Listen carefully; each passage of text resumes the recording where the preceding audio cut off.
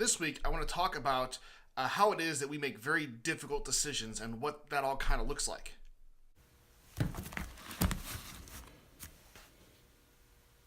I have a tendency to be a bit of a contrarian in whatever circumstance in which I find myself. And what that means is that if I'm in a room with a group full of conservatives, I'm going to come off as the liberal one in the room. And if I'm in a room that's full of a bunch of liberal people, then I'm going to come off as being the conservative in the room.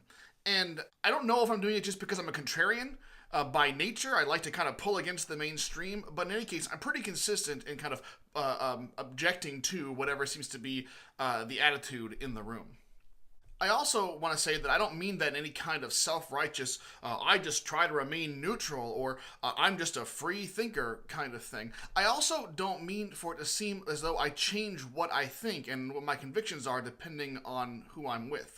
What I mean is that I adjust the things that I specifically go out of my way to bring up, based on who my audience is at any particular time.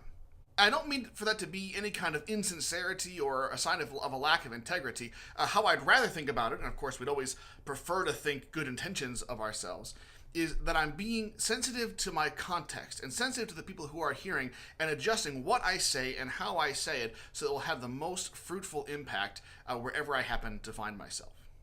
I really do find myself much more interested in listening to other people and hearing their viewpoints, and also challenging people to see things in a new way than I am with being on anybody's side in particular. Now, part of the reason for me being kind of a contrarian is because I sometimes need to work out my thinking out loud, as it were. So I need to be able to articulate a line of thought, and I need to be able to see if it, one, is met with acceptance by other people and see that it's having some kind of persuasive force. But I also need to know if there's some objections to it that I haven't thought of yet. It's very important for me to be able to hear that in a way that I can adjust my way of thinking and to take up perhaps a new position in the future. In the end, the goal of all of it is either to provoke thought in other people, or at least, if not that, then to be opposed in a way that will help me to understand things better. Unfortunately, in the kind of circles I find myself in most of the time, I find it's more and more difficult to kind of just put out a line of thought, because I find myself increasingly worried that if I do that, someone's going to make a snap moral decision about the kind of person I am for even mentioning this kind of thing. And what's going to happen is that I'm going to be tarred forever with that being my position, even if I want to change it down the line. And I get stuck with a label that I usually consider to be a bad thing. One of the ways I've been dealing with that in the midst of all these wrestlings is I find myself saying more often, someone could argue that, and I don't necessarily claim it as my own position, even if I do find some sympathies to that particular view at the time. Because I really do need to kind of work out the kinks of the thought. And I may discover by bringing that up that there's fatal flaws, that I shouldn't believe it, I shouldn't affirm it, and I need to know that in a way that doesn't get me kind of lumped in with a group of supposedly evil people who would say similar things. Well, my experience in kind of watching some of these things take place both in person, but especially online in a social media context, is that when somebody gives voice to what would be a socially unpopular position, what happens is not usually in alignment with what we might consider to be our highest ideals.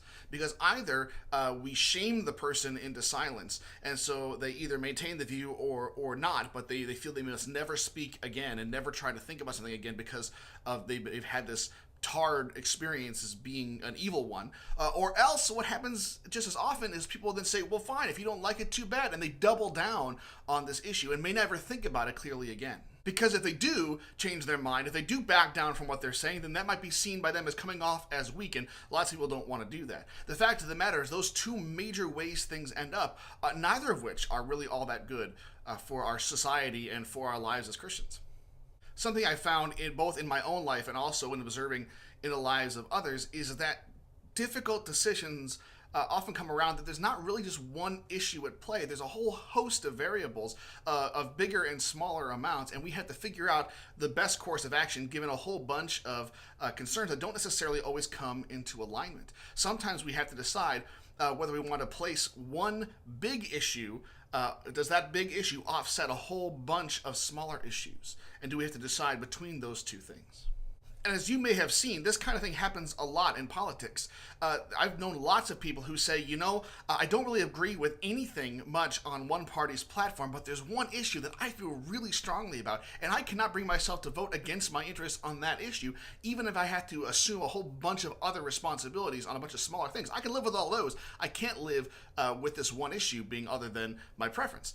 And the thing is, it almost gets to be worse because I've seen some cases where someone starts out as kind of a single issue voter. They say, I can't stand this party except for this one issue, and so they vote on that one issue. But then over time, I found that they kind of slide further and further into embracing that whole platform. And my concern, at least in some of those cases, is that they haven't really had a genuine change of mind. It's not that I worry that they haven't thought things through in a new way and had a genuine experience where they realized they were wrong in the past and they embrace us now. I worry that it's at least in part because it has become increasingly socially easier if they simply fit in with the crowd.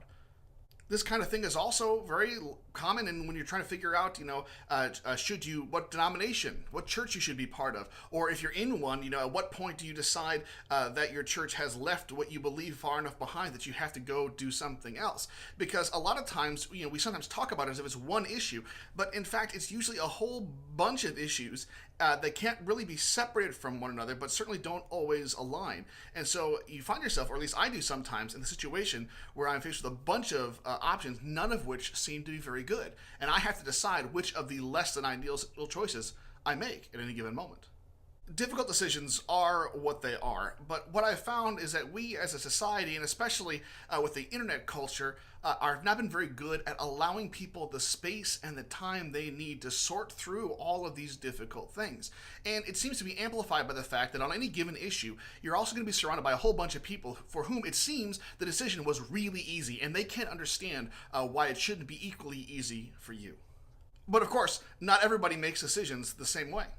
One of the great masterpieces of world cinema is Decalogue, which is a series of 10 one-hour films directed by Krzysztof Kieślowski, and they're all in various ways connected to the Ten Commandments in the sense that they're all deeply related and deeply tied up with ethical issues. And I realize that to describe them that way makes them sound very lame. Because so many movies that are kind of like ethically driven end up being really lame, but I promise you that these are not. Well, in these films, people have to make a whole bunch of really difficult decisions based on a variety of elements. And sometimes it's a question of trying to balance that one big thing versus a whole bunch of smaller things. But it also, they have to deal with things like how do you make a decision when you have one course of action that feels right at the beginning, but you can see down the road it's going to lead to all kinds of difficult situations. And the other choice is one that feels very wrong at the beginning, but you can look down the road and see there's probably going to be a lot of positive implications from it. And there's other situations where people have to make life or death decisions, sometimes without realizing their life and death decisions, and other times have to make it without having all the information that you would want to have before you made such a serious decision. There's other times when people have to decide, are the principles that they have strong enough? Are they supposed to be so strong that they are maintained even in the face of a case which clearly makes the strongest case against holding those principles universally? It's a difficult situation. What I appreciate about all those different things is because it feels like that's how difficult decisions actually get made in real life. It's the web of difficulty, and it's not clear while you're in the middle of it for sure what the right choice is. And you're always just doing the very best that you can while striving to do even better whenever you get the chance. I think one of the most important passages in the Bible about this kind of thing is from Paul in his letter to the Romans, chapter 14. In that chapter, he talks about different people making different decisions for all kinds of different reasons. But one of the things he says is that even when people are making decisions differently than you do, and different than you would like them to, that we need to remember to attribute them sincerity, and that we don't simply assume that they're seeking to do evil in the midst of their decision-making process. What's particularly interesting to me is that I have very distinct sympathies with some of the groups that Paul talks about, and much less so their opponents. Like some people, I have lots of resonance with people who want to say, hey, Christians, we are free in Christ to eat everything. Now, they may not all be good from a health point of view, but there's no reason why Christians have to refrain from this or that food based on their Christian faith. And I have distinct feelings against those who want to impose specific diets on Christians simply as Christians. Similarly, I have very strong resonances with those who want to treat every day as the same, and I have some thoughts against the idea of lifting up one view, one day over another. Well, not only do I have some my own sympathies and my own preferences, I could actually make what I think are some pretty good theological arguments as to why the groups that I relate to are right and the other ones are wrong. Like, for those who want to say that there should be a specific diet for Christians, we can make an argument that they have a fundamentally inadequate Christology. They are trying to find salvation, or even just part of their salvation, in something outside of Christ, and that to affirm that Christians must adhere to a particular dietary code is already to fundamentally deny what Jesus has worked out in the atonement.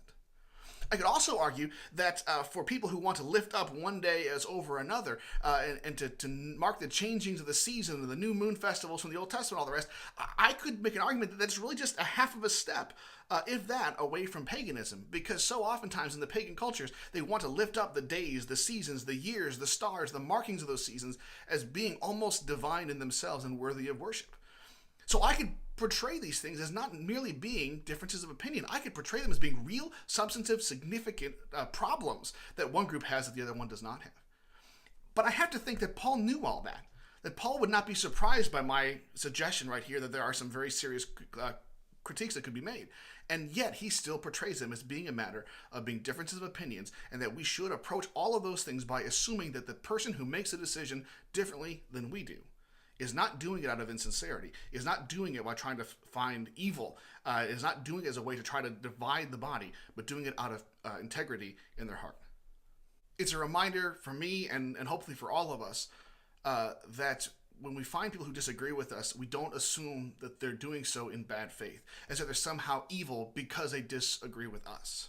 We just can't assume that everybody is going to make the same decisions that we will, even if they're presented with the same evidence that we are.